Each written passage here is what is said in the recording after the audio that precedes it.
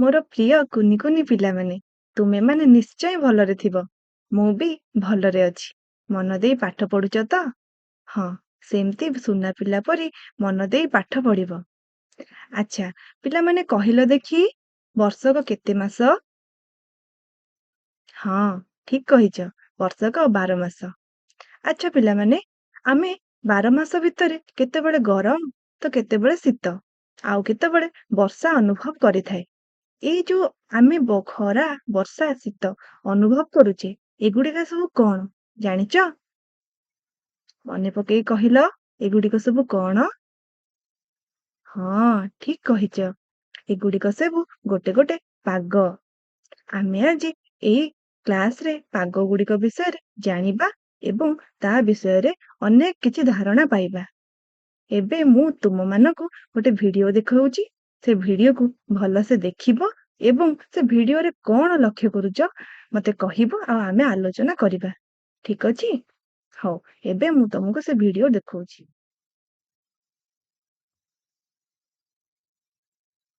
ଆଚ୍ଛା ପିଲାମାନେ, ଏବେ ଲକ୍ଷ୍ୟ କର, ଆକାଶରେ କଣ ଅଛି? ହଁ, ଠିକ କହିଛ, ଆକାଶରେ ଏବେ ସୂର୍ଯ୍ୟ ଅଛନ୍ତି।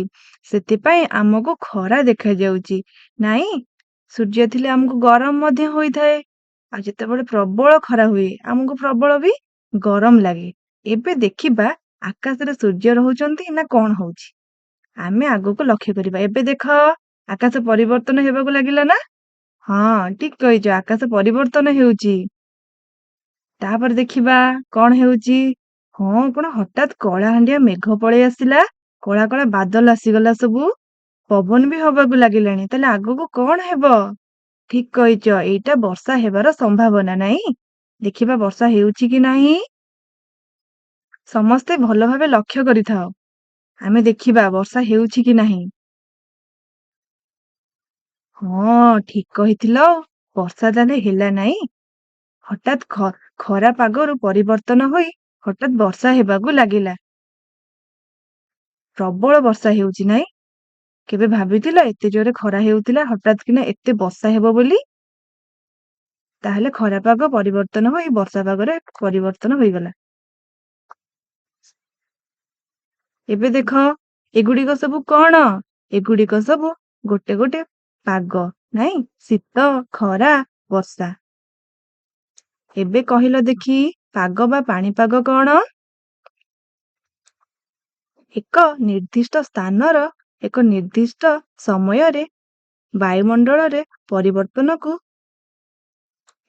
ଏକ ନିର୍ଦ୍ଦିଷ୍ଟ ସ୍ଥାନର ଏକ ନିର୍ଦ୍ଦିଷ୍ଟ ସମୟରେ ବାୟୁମଣ୍ଡଳର ଅବସ୍ଥାକୁ ପାଗ କୁହାଯାଏ। ଏହା ପରିବର୍ତ୍ତନଶୀଳ। ଉଦାହରଣ ସ୍ୱରୂପ, ସକାଳ ବେଳା ଖରା ପାଗ ଥିଲା ବେଳେ ଉପର ବେଳା ବର୍ଷା ହୋଇଥାଏ। ଆମେ କି ଦେଖିଲେ ନା ପୂର୍ବ ଭିଡିଓରେ କେମିତି ଖରା ହେଉଥିଲା, ଧୀରେ ଧୀରେ ଖରା ପାଗ ପରିବର୍ତ୍ତନ ହୋଇ ବର୍ଷା ପାଗରେ ପରିବର୍ତ୍ତନ ହୋଇଗଲା। ହଁ, ତ ଏଇଠୁ ଆମେ ଜାଣିଲେ ପାଗ ପରିବର୍ତ୍ତନଶୀଳ।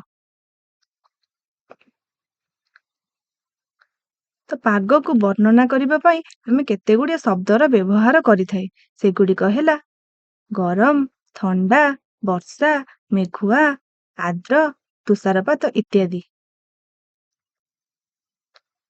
ଆଚ୍ଛା ପିଲାମାନେ, ଏବେ କହିଲ ବାୟୁମଣ୍ଡଳ କାହାକୁ କୁହାଯାଏ? ପୃଥିବୀକୁ ଘେରି ରହିଥିବା ଗ୍ୟାସୀୟ ଆବରଣକୁ ବାୟୁମଣ୍ଡଳ କୁହାଯାଏ। ଏଥିରେ ଥିବା ବିଭିନ୍ନ ପ୍ରକାର ଗ୍ୟାସକୁ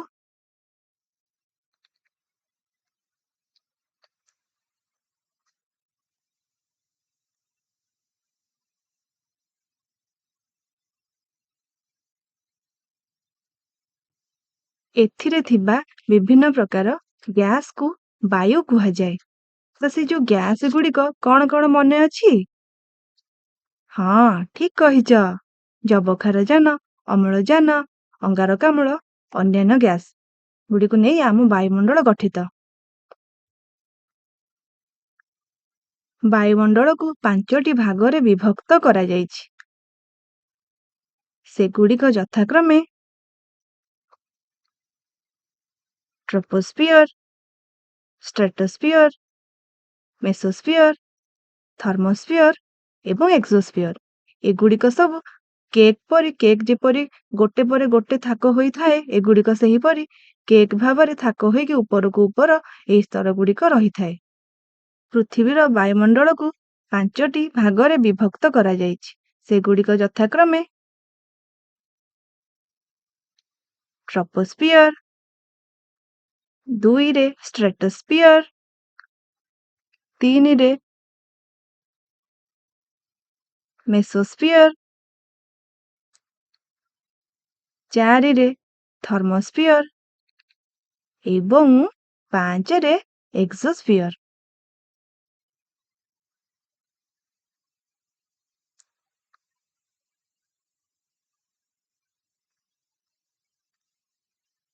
ଏବେ ଚାଲ ଆମେ ଜାଣିବା ଟ୍ରପୋସ୍ଫିୟର ବିଷୟରେ।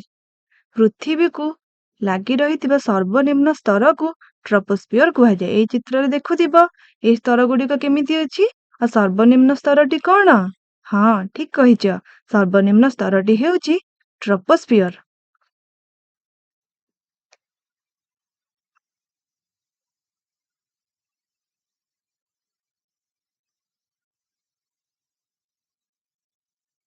ଆମେ ଅନୁଭବ କରୁଥିବା ପାଣିପାଗ ଜନିତ ସମସ୍ତ ପରିବର୍ତ୍ତନ ଏହି ସ୍ତରରେ ହୋଇଥାଏ।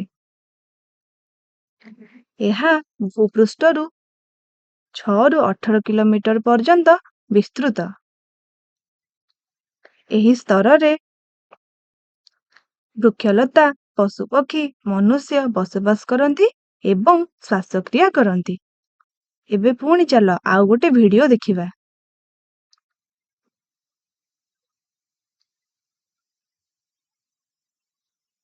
ଏହି ଭିଡିଓରେ ଦେଖୁଛ ନା?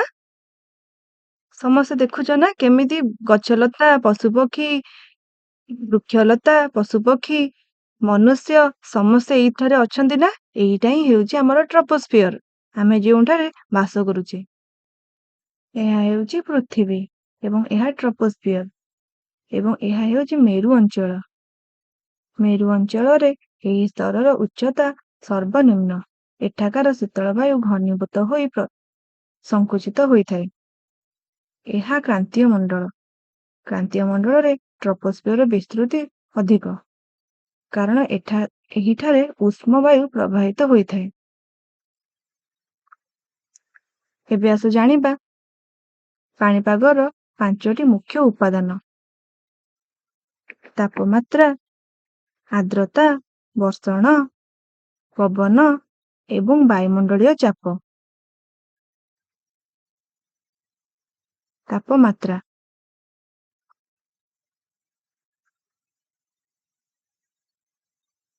ବାୟୁମଣ୍ଡଳ କେତେ ଉଷ୍ମ ବା ଶୀତଳ ତାହାକୁ ତାପମାତ୍ରା କୁହାଯାଏ। ତୁମେମାନେ ଦେଖିଥିବ ଖରାଦିନେ ଆମର ବାୟୁମଣ୍ଡଳର ତାପମାତ୍ରା ବଢି ଯାଇଥାଏ। ବେଳେ ବେଳେ ଏହା 40 ଡିଗ୍ରୀରୁ ଅଧିକ ମଧ୍ୟ ଯାଇଥାଏ, ଯାହା ଫଳରେ ଆମକୁ ଅତ୍ୟଧିକ ଗରମ ଅନୁଭବ ହୁଏ। କିନ୍ତୁ ଶୀତ ଦିନେ ଏହି ତାପମାତ୍ରା ତଳକୁ ଖସି 30 ଡିଗ୍ରୀ ତଳକୁ ଯାଇଥାଏ। ବେଳେ ବେଳେ ଏହା 0 ଡିଗ୍ରୀ ତଳକୁ ମଧ୍ୟ ଚାଲି ଯାଇଥାଏ। ତେଣୁକରି ଆମକୁ ଅତ୍ୟଧିକ ଶୀତ ଅନୁଭବ ହୁଏ। ଆର୍ଦ୍ରତା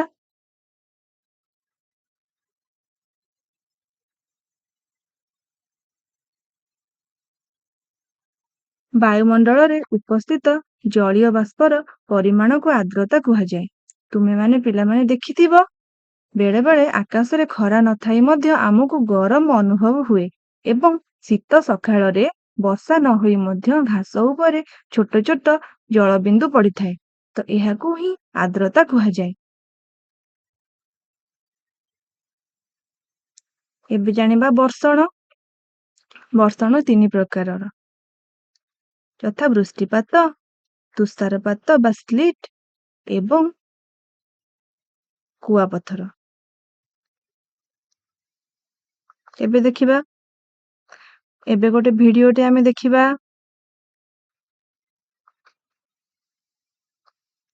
এই ଭିଡିଓରେ ପିଲାମାନେ କଣ ଦେଖୁଛ? ହଁ, ବର୍ଷା ହେଉଛି ନାହିଁ? ତ ଏହାକୁ କଣ କୁହାଯାଏ? ଏହାକୁ ବୃଷ୍ଟିପାତ କୁହାଯାଏ। ତୁମମାନଙ୍କୁ ମୁଁ 3ଟା ପ୍ରକାର ବର୍ଷା ବିଷୟରେ କହିଥିଲି ନା? ତାହା ଭିତରୁ ପ୍ରଥମଟା ହେଉଛି ବୃଷ୍ଟିପାତ। ଏଇଟା ହେଉଛି ସେଇ ବୃଷ୍ଟିପାତ।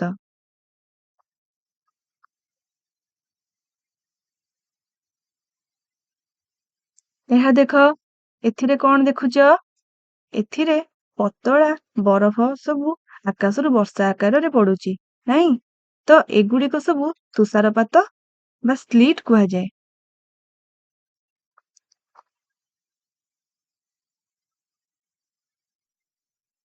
ଏବେ ଏହା ଦେଖ, ଏଗୁଡିକ ସବୁ କଣ?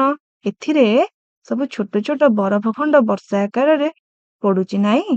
ତ ଏଗୁଡିକୁ ସବୁ କୁଆପଥର ବର୍ଷା କୁହାଯାଏ।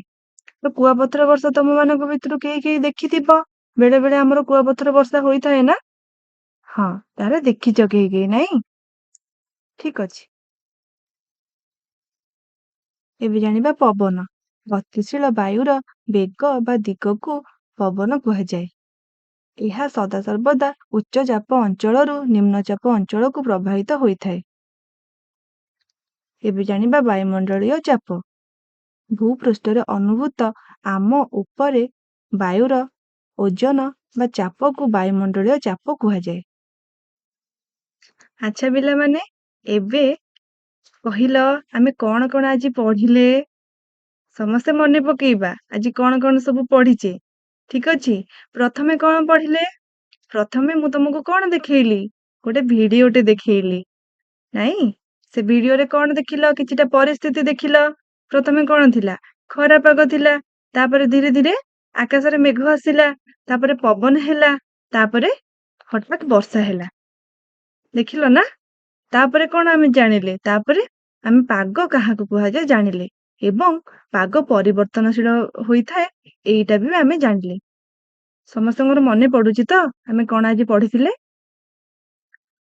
ପାଗ ପରିବର୍ତ୍ତନଶୀଳ କଣ ନା, ସକାଳେ ଯଦି ଖରା ପାଗ ହୋଇଥାଏ, ମୁଁ ତମକୁ ଗୋଟେ ଉଦାହରଣ ଦେଇଥିଲି ନା, ସକାଳେ ଯଦି ଖରା ପାଗ ହୋଇଥାଏ ଉପର ବେଳା ମଧ୍ୟ ବର୍ଷା ହୋଇଥାଏ। ତ ଏଇଠୁ ଆମେ ଜାଣିପାରୁଛେ ଯେ ପାଗ ପରିବର୍ତ୍ତନଶୀଳ।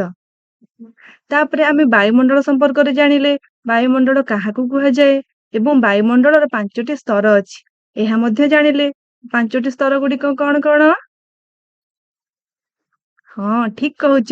ଟ୍ରପୋସ୍ଫିୟର, ଷ୍ଟ୍ରାଟୋସ୍ଫିୟର, ମେସୋସ୍ଫିୟର, ଥର୍ମୋସ୍ଫିୟର ଏବଂ ଏକ୍ସୋସ୍ଫିୟର। ଆମେ ଅନୁଭବ କରୁଥିବା ପାଣିପାଗ ଜନିତ ସମସ୍ତ ପରିବର୍ତ୍ତନ କେଉଁଠାରେ ହୋଇଥାଏ? ଟ୍ରପୋସ୍ଫିୟରରେ ହୋଇଥାଏ।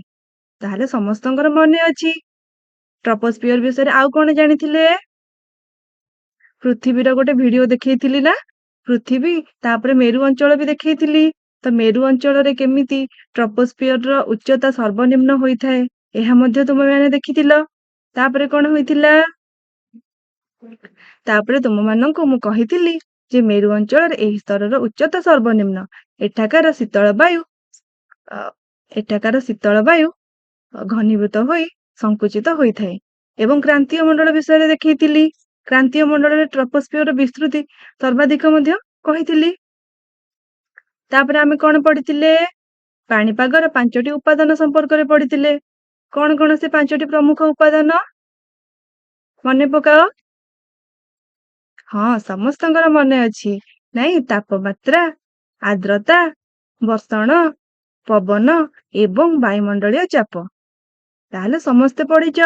ଏବଂ ସେଇ ଯୋଉ 5ଟି ଉପାଦାନ ତାକୁ ଆମେ ସମ୍ୟକ ଭାବରେ ଆଲୋଚନା କରିଥିଲେ ଯେ 5ଟି ଉପାଦାନ କଣ? ତାପମାତ୍ରା କାହାକୁ କୁହାଯାଏ, ଆର୍ଦ୍ରତା କାହାକୁ କୁହାଯାଏ, ବର୍ଷଣର 3 ପ୍ରକାର ବର୍ଷଣ ତା ବିଷୟରେ ବି ଆମେ ଜାଣିଲେ। ବୃଷ୍ଟିପାତ, ତୁଷାରପାତ ବା ସ୍ଲିଟ୍ ଏବଂ କୁଆପଥର ବର୍ଷା, ଏଗୁଡାକ ବିଷୟରେ ତମମାନେ ଭିଡିଓରେ ବି ଦେଖିଲ। ତାପରେ ଆମେ କଣ ପଢିଥିଲେ? ପବନ କାହାକୁ କୁହାଯାଏ ପଢିଥିଲେ, ଏବଂ ବାୟୁମଣ୍ଡଳୀୟ ଚାପ ସେଇଟା ମଧ୍ୟ ଆମେ ଜାଣିଥିଲେ। ତାହେଲେ ଆମେ ଆଜି ବହୁତ କିଛି ପଢିଥିଲେ, ନାଇଁ? ସମସ୍ତଙ୍କୁ ଏ ପଢା ଗୁଡିକ ଭଲ ଲାଗିଥିବ। ଏବେ ତୁମେ କେତେ ଦୂର ଯାହା ତମକୁ ଆଜି ମୁଁ ପଢେଇଛି ମନେ ରଖିଛ, ଆସ ଆମେ ଜାଣିବା। ସେଥିପାଇଁ ମୁଁ ତୁମକୁ କିଛିଟି ପ୍ରଶ୍ନ ପଚାରୁଛି, ତାପରେ ତମେ ଉତ୍ତର ଦେବ। ସେଠୁ ଆମେ ଜାଣିବା ଯେ ଆମେ କେତେ ଦୂର ଆଜିର ପାଠ ପଢାକୁ ବୁଝିପାରିଛି ବା ମନେ ରଖିଛି। ଠିକ ଅଛି। ଏବେ ଆସ ମନେ ପକେଇବା। ପ୍ରଥମ ପ୍ରଶ୍ନ, ପାଗ ବା ପାଣିପାଗ କହିଲେ କଣ ବୁଝ? ହଁ, ଠିକ କହିଛ। ଏକ ନିର୍ଦ୍ଦିଷ୍ଟ ସ୍ଥାନର ଏକ ନିର୍ଦ୍ଦିଷ୍ଟ ସମୟରେ ବାୟୁମଣ୍ଡଳର ଅବସ୍ଥାକୁ ପାଣିପାଗ କୁହାଯାଏ। ଏବେ ଦ୍ୱିତୀୟ ପ୍ରଶ୍ନ, ବାୟୁମଣ୍ଡଳରେ କେଉଁ ସ୍ତରରେ ପାଣିପାଗ ଜନିତ ପରିବର୍ତ୍ତନ ହୋଇଥାଏ? ଆରେ ବା ସମସ୍ତେ ତ ଠିକ କହିଲ। ଠିକ ଉତ୍ତରଟି ହେଉଛି ଟ୍ରୋପୋସ୍ଫିୟର। ପାଣିପାଗର 5ଟି ପ୍ରମୁଖ ଉପାଦାନ ଗୁଡ଼ିକ ଲେଖ। ସମସ୍ତେ ଲେଖ। ହଁ, ଠିକ ଲେଖିଛ। ତାପମାତ୍ରା, ବର୍ଷଣ, ପବନ, ବାୟୁମଣ୍ଡଳୀୟ ଚାପ ଏବଂ ଆର୍ଦ୍ରତା। ଆଚ୍ଛା ପିଲାମାନେ, ମୁଁ ତୁମକୁ ଏବେ କିଛିଟା ଚିତ୍ର ଦେଖଉଛି। ସେ ଚିତ୍ର ଗୁଡ଼ିକୁ ଦେଖିକି କୁହ, ଏଥିରେ ତୁମେ ସବୁ କେଉଁ ପାଗ ଦେଖୁଛ? ସମସ୍ତେ ଭଲସେ ଲକ୍ଷ୍ୟ କର ଆଉ ଭଲସେ ଦେଖ, ଏଗୁଡ଼ିକ ସବୁ କେଉଁ କେଉଁ ପାଗ। ଦେଖିଲ ତ? ଏବେ କୁହ, ପ୍ରଥମଟି କେଉଁ ପାଗ? ହଁ, ଠିକ କହିଛ, ପ୍ରଥମଟି ଶୀତୁଆ ପାଗ। Very good. ଦ୍ୱିତୀୟଟି? ହଁ, ଠିକ କହିଛ, ଦ୍ୱିତୀୟଟି କେଉଁ ପାଗ? ଖରା ପାଗ, ନାଇଁ? ହଁ, ସମସ୍ତେ ଠିକ କହିଛ। ଏବେ ତୃତୀୟଟି? ତୃତୀୟଟି କେଉଁ ପାଗ? ଆରେ ବା, ସମସ୍ତେ ତ ଠିକ କହୁଛ। ତୃତୀୟଟି ହେଉଛି ବର୍ଷା ପାଗ। ସମସ୍ତେ ତ ପାଠ ଗୁଡ଼ିକୁ ଭଲସେ ତାହେଲେ ବୁଝିଛ, ନାଇଁ? ତ ସବୁ ପ୍ରଶ୍ନର ଉତ୍ତର ବଢିଆ ସେ ଦେଲ। ସମସ୍ତେ ସୁନା ପିଲା। ପିଲାମାନେ, ତୁମକୁ ଆଜିର ପାଠ ପଢା ଭଲ ଲାଗିଲା ତ? ଆଶା କରୁଛି ତୁମେମାନେ ସମସ୍ତେ ଭଲସେ ବୁଝିପାରିଥିବ। ଠିକ ଅଛି, ଆମେ ଆଗାମୀ କ୍ଲାସରେ ଏମିତି ଅନେକ ଗୁଡ଼ିଏ ପାଠ ପଢିବା ଆଉ ନୂଆ ନୂଆ କଥା ସବୁ ଜାଣିବା। ରହିଲି, ଧନ୍ୟବାଦ। ଖୁସିରେ ଶିଖିବା ସମସ୍ତଙ୍କର ଅଧିକାର। ନମସ୍କାର।